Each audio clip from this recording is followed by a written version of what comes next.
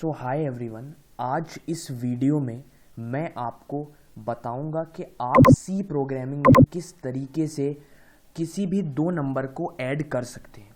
जैसे मान लीजिए आपने कोई इनपुट दिया, उस इनपुट को आप कैसे उन दोनों नंबर को आप ऐड कर सकते हो और उनका डिज़ायर्ड आउटपुट या डिज़ायर्ड रिजल्ट अपने टर्मिनल पर शो कर सकते हो। जैसे आप और लैंग्वेजेस में प्रिंट करवाते हो या और लैंग्वेजेस में जैसे आप प्रोग्राम लिखते हो, वैसे ही सेम प्रोग्राम है, कुछ डिफरेंसेस हैं वो मैं आपको यहाँ पर बताऊंगा। और एक एक लाइन, एक एक स्टेटमेंट कौन सा क्या वर्क कर रहा है वो सब मैं आपको इस वीडियो में बताऊंगा। तो वीडियो अच्छी लगे आपको तो वीडियो को लाइक कर देना और हमारे चैनल को सब्सक्राइब कर देना ऐसी ही वीडियोस देखने के लिए। चलिए वीडियो को स्टार्ट करते हैं। सबसे पहले आपको करना क्या है, देखिए सबसे पहले आपको पता है, मैंने आपको पिछली वीडियो में बता दिया था विजुअल स्टूडियो कोड का पूरा सेटअप सी प्रोग्रामिंग के लिए। MinGW जो कंपाइलर था वो भी इंस्टॉल करवा दिया था।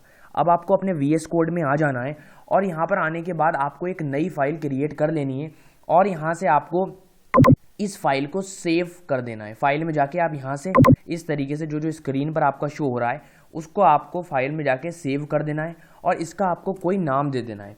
जैसे मैं इसको नाम दे रहा हूँ यहाँ पर GREA, जैसे मैं इसको नाम G दे रहा हूँ मान लीजिए, ठीक है। तो G.C। अब .C यहाँ पर क्या है, .C इसका एक एक्सटेंशन है, तो .C मैंने इसका नेम दे दिया है। अब आप यहाँ पर सिंपली सेव कर दोगे इसे। जैसे आपने सेव कर दिया, यहाँ पर आप देख सकते हो कि यहाँ पर नेम लिख के आ गया है G.C। अब आपको करना क्या है, यहाँ पर सिंपली सबसे पहले वही चीज़ लिखनी है जो सी प्रोग्रामिंग के लिए लिखनी पड़ती है, #include और stdio.h।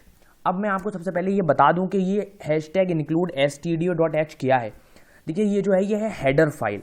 इसके अंदर जितनी भी फाइल्स होंगी जो हम सिंटेक्स यूज़ करेंगे वो सिंटेक्स पूरे के पूरे इसके अंदर होंगे। अगर हम कोई सिंटेक्स रॉन्ग यूज़ कर देंगे तो वो सिंटेक्स को इस फाइल के, इस हेडर फाइल के अंदर वो ढूंढेगा, उसके अंदर मैच नहीं करेगा, हमारा जो आउटपुट होगा वो रॉन्ग हो जाएगा या हमें एरर शो कर देगा। तो जो भी कोड हम यहाँ पर लिखेंगे वो कोड क्या करेगा, वो इस हेडर फाइल के अंदर देखेगा जाके कि वही सिंटेक्स या वही कोड उसके अंदर, उससे रिलेटेड कोई भी फाइल उसके अंदर अवेलेबल है या नहीं है। अगर होगी तो आपको डिज़ायर्ड आउटपुट मिल जाएगा, लेकिन अगर नहीं होगी तो आपको डिज़ायर्ड आउटपुट नहीं मिलेगा। तो सिंपली हमने ये इंक्लूड लिख लिया। अब हम यहाँ पर मेन फंक्शन लिखते हैं, ठीक है। INT मेन फंक्शन लिखेंगे, उसके बाद हम ये कर्ली ब्रेसेस स्टार्ट करेंगे और एंड करेंगे। अब आप यहाँ से ध्यान रखिएगा कि जो चीज़ इंट मेन और कर्ली ब्रेसेस के अंदर लिखी जाती है वो हमारा कोड होता है। ये जो जितना कोड अभी मैंने लिखा है ये आपको सारे प्रोग्राम के लिए, इतना कोड तो सबके लिए सेम लिखना है, बट जो कर्ली ब्रेसेस के अंदर जो लिखते हैं वो हर प्रोग्राम के लिए अलग अलग लिखा जाएगा। जैसे अभी हमें दो नंबर को ऐड करना है तो सबसे पहले मैं दो नंबर को दे रहा हूं कि भाई दो नंबर कौन कौन से हैं हमारे। जैसे मान लीजिए मैं दे रहा हूं int a = 5। जैसे मैंने int a = 5 दे दिया है और अब मुझे यहां पर सेमी कॉलन लगाना पड़ेगा। आप याद रखिए कि पाइथन में हम क्या लगाते थे, कॉलन लगाते थे, लेकिन यहां पर सी प्रोग्रामिंग में हमें सेमी कॉलन लगाना पड़ेगा और मैं एंटर दबा दूंगा। जैसे ही मैं एंटर दबाऊंगा मैं दूसरा नंबर यहां पर लिखूंगा int b = 6 और सेमी कॉलन लगाऊंगा। आप ये याद रखिएगा जो लाइन आप स्टार्ट कर रहे हो उसको जब आप एंड करोगे तो सेमी कॉलन लगाना ज़रूरी है। सेमी कॉलन बताएगा कि आपका जो है लाइन है वो एंड हो गई है और अब ये दूसरी लाइन में जाएगा। सेमी कॉलन बताता है कि लाइन जो है वो एंड हो गई है, ठीक है। अब आप ध्यान रखना, अब आपको यहाँ पर क्या करना है, अब आपको सिंपली यहाँ पर प्रिंट कर देना है और यहाँ पर प्रिंट करने के लिए प्रिंट f लिखते हैं और हमारा जो पैरेंथेसिस है उसको स्टार्ट करेंगे और इसके अंदर हम लिखेंगे क्या। अब आप ये याद रखना, इसके अंदर हमें लिखना है इसके अंदर the sum of a and b is. अब सेम वैसे ही करेंगे, हम c कर देंगे, ठीक है। अब आपको कहोगे कि c तो यहाँ पर डिफाइन ही नहीं करा है। c हम सबसे पहले यहाँ पर डिफाइन कर दे रहे हैं इंट के नीचे कि c = a + b, ठीक है। और यहाँ पर भी हम इसको जो है वो कर देंगे, ठीक है। हम यहाँ पे int c भी यहाँ पर कर दे रहे हैं, क्योंकि अगर हम int c नहीं करेंगे तो अगर c = a + b डायरेक्ट कर देंगे और अगर c को हमने पहले डिफाइंड ही नहीं करा होगा और ऐसे ही रन कर देंगे तो वहाँ पर शो करेगा कि c जो है वो डिफाइंड करा हुआ नहीं है, तो उसको हम प्रिंट कहाँ से करवाएं, ठीक है। तो इस चीज़ का आप ध्यान रखना। तो यहाँ पर प्रिंट f के अंदर मैंने क्या लिख दिया, the sum of a and b is c। अब मुझे इस प्रिंट के बाद भी एक सेमी कॉलन लगाना पड़ेगा। याद रखना सेमी कॉलन भूले ना आप। जो मैंने यहाँ पे करा है उसमें से कुछ भी अगर आप एक स्टेप भी अगर आप भूल गए हैं तो आपका जो कोड है वो रन नहीं करेगा, ठीक है। अब उसके बाद आपको यहाँ पर लिखना पड़ेगा रिटर्न 0 और सेमीकोलन लगाना पड़ेगा। अब आप कहोगे कि रिटर्न 0 क्या है? रिटर्न 0 का मतलब है कि हमने जो ऊपर का कोड लिखा है वो सारे का कोड सही है और उसके अंदर कोई भी एरर नहीं है और उसके बाद ये 0 रिटर्न कर देगा। 0 रिटर्न करने का मतलब है आउटपुट हमें दे देगा, ठीक है। अब आप देख सकते हो हमारे पूरे के पूरे कोड में कहीं पे भी रेड लाइन नहीं आ रही है।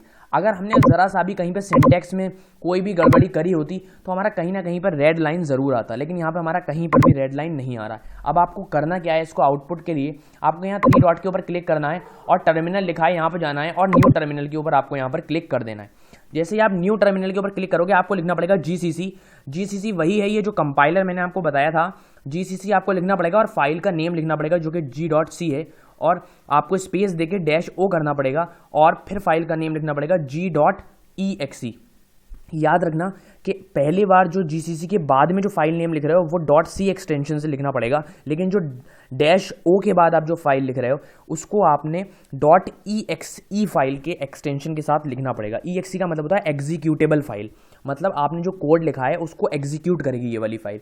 आप पहली बार एग्जीक्यूट नहीं कर रहे हो कोड को, आपने और लैंग्वेजेस में पढ़ रखा होगा। अब मैं एंटर दबाऊंगा यहाँ पर तो आप देख सकते हो कि जैसे मैं एंटर दबा रहा हूँ यहाँ पर तो ये मुझे एरर दे रहा है।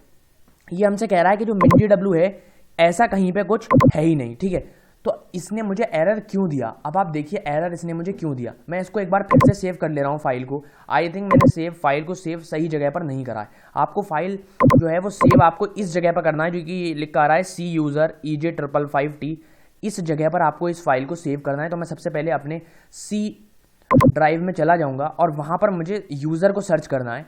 वहाँ मैं यूज़र के अंदर जाऊँगा और EJ555T के अंदर जाऊँगा और मुझे C प्रोग्राम्स के अंदर इसको सेव करना पड़ेगा। तो C प्रोग्राम यहाँ पर कहाँ है मेरा? मैं C प्रोग्राम्स, ये देखिए ये है मेरा C प्रोग्राम और इसके अंदर मुझे CP के अंदर इसको सेव करना पड़ेगा यहाँ पर। तो G.C नाम से मैं इस फाइल को सेव कर दूंगा। यस कर दो आप इसको, ठीक है। जैसे ही मैंने इसको सेव करा अब मैं एक न्यू टर्मिनल फिर से यहाँ पर ओपन कर लूँगा ताकि मेरा जो टर्मिनल बैकलॉग टर्मिनल है वो रीसेट हो जाए। अब आपको करना क्या है, यहाँ पर फिर से फाइल का नेम लिखना है GCC G.C-O स्पेस G.exe। अब आप इसको जैसे ही चलाओगे आप देख रहे हो कि ये चल गया। इस बार इसने एरर मुझे नहीं दिया, ये चल गया। अब आपको क्या करना है, डॉट लगाना है आपको और बैकस्लैश लगा देना है और G.exe लगाना है। जैसे ही आप exe लगाओगे और एंटर दबा दोगे तो आप देख सकते हो कि ये इसने हमें दे दिया the sum of A and B is. अब आप देखो, अब आप यहाँ पर ये देख रहे हो कि इसने सम तो लिख दिया मुझे the sum of A and B is, लेकिन जो आउटपुट है वो उसने नहीं लिखा। आउटपुट इसने क्यों नहीं लिखा? क्योंकि आपने एक चीज यहाँ पर मिसमैच कर दी, आपने %d नहीं लगाया। %d यहाँ पर क्या है मेरा, देखिए %d मैं जैसे ही यहाँ पर लगा दूंगा इस तरीके से और ये मुझे %d जैसे मैं यहाँ पर लगाऊंगा ये मुझे आउटपुट दे देगा और उसके बाद आपको फिर से यहाँ पर सेव कर देना है। ये %d का क्या मतलब है? %d का मतलब है यहाँ पर कि जो हम जो डेटा टाइप दे रहे हैं वो इंटीजर डेटा टाइप है। d बताता है इंटीजर डेटा टाइप है। अगर फ्लोट हम लेते तो %f हमें लगाना पड़ता, अगर हम कोई डेटा टाइप कैरेक्टर लेते तो %c हमें लगाना पड़ता। तो हमने यहाँ पर %d नहीं लगाया था, इस वजह से इसने हमें यहाँ पर एरर दिया। एरर तो नहीं कहोगे आप, बट एक कोड को इसने एग्जीक्यूट नहीं किया। मैं टर्मिनल में फिर से जाके यहाँ पर इस चीज़ को फिर से रन कर दूंगा, ठीक है।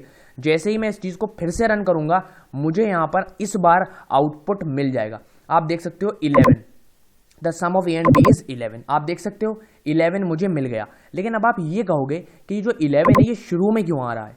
शुरू में 11 इसलिए आ रहा है क्योंकि आपने जो %d है वो शुरू में दिया है, वो स्टार्टिंग में दिया है %d। अगर आप इसी %d को इधर कहीं दोगे, इस तरीके से %d को अगर मैं इधर दे दूं तो आप देखोगे कि ये जो है ये मेरा आउटपुट जो है वो इधर आ जाएगा। आप देखना अभी मैं आपको करके मैं आपको सारी चीज़ें इसलिए करके यहाँ पर समझा रहा हूँ ताकि अगर कोई भी एरर आए तो आप उसको अपने आप सही कर सकें। ये मैं एरर ज़बरदस्ती खुद लेके आ रहा हूँ क्योंकि अगर मैं ज़बरदस्ती क्योंकि मुझे मालूम है कि आप लोगों पर भी यही एरर आने वाले हैं, इसलिए मैं पहले से ही ये एरर दिखा रहा हूँ आपको कि इस तरीके का एरर अगर कोई भी आपके पास आए तो आप इस तरीके से इसको सही करोगे। तो आप देख सकते हो अब मेरा जो एरर है वो सही हो गया है और लिख के आ रहा है यहाँ पर the sum of A and B is 11। तो आप देख सकते हो हमने अपना पहला प्रोग्राम रन कर लिया। आप इन चीज़ को याद रखना, ये GCC के बाद आपको G.C मतलब सी के एक्सटेंशन वाली फाइल नेम लिखनी है और डैश हो के बाद आपको एक्सटेंक्यूसेबल फाइल नेम लिखनी है। इस चीज़ का आप याद रखना। तो ये जो एरर अभी बेसिक एरर आए हैं ये मैंने आपको सब बता दिए कि कैसे ये सब सही होते हैं, ठीक है। ये ज़बरदस्ती के एरर में लेके खुद आ रहा था ताकि आपको पता चले कि अगर कोई एरर आए तो उसको किस तरीके से सही करना है। याद रखें ना कि जब जब कोई भी एरर आएगा और उसको जब आप सही करके राइट कोड लिख दोगे, जब फिर से आपको वापस से यहाँ जाके उस फाइल को सेव करना पड़ेगा, क्योंकि वो एरर जो आपने ठीक कराया वो सेव नहीं हुआ होगा, उसको वापस से जाके आपको सेव करना पड़ेगा। ये याद रखना। और इसको यहाँ से टर्मिनल को आपको बंद करना पड़ेगा, वहाँ से न्यू टर्मिनल को आपको चलाना पड़ेगा ताकि ये जो प्रीवियस कोड यहाँ पर प्रीवियस एरर जो शो कर रहा है ये चला जाए, ठीक है। तो आपने देखा कि हमने अपना पहला कोड जो है लाइफ का वो लिख लिया है। अगर आपको इस कोड में कोई भी दिक्कत आ रही है तो मुझे आप कमेंट सेक्शन में बताइए, मैं आपको बताऊंगा। अगर आपको जीसीसी से संबंधित कोई भी बात है, जैसे कभी कभी क्या आ जाता है कि जीसीसी एरर दिखाता है आपके पास, तो अगर जीसीसी एरर दिखा रहा है तो आप मुझे बताइएगा, मैं आप उसके लिए एक सेपरेट वीडियो बना दूंगा कि जीसीसी एरर को कैसे सॉल्व करें, ठीक है। तो ये सी प्रोग्रामिंग बहुत ही ज़्यादा ईजी प्रोग्रामिंग है, कोई ज़्यादा टफ नहीं है, आपकी पाइथन जैसे ही ईजी है, आपको बहुत ही आसानी से आ जाएगी। अगर इसमें कोई भी दिक्कत हो तो मुझे बताना, मैं एक सेपरेट वीडियो बना दूंगा। और भी बहुत सारे कोडिंग लैंग्वेजेस और भी बहुत सारी सी के और भी बहुत सारे प्रोग्राम्स और भी बहुत सारे चैप्टर्स की वीडियो मैं अपने चैनल पर लेकर आता रहूँगा। अगर आपको वीडियो अच्छी लगी है तो वीडियो को लाइक कर देना और हमारे चैनल को सब्सक्राइब कर देना ऐसी ही वीडियोज़ देखने के लिए।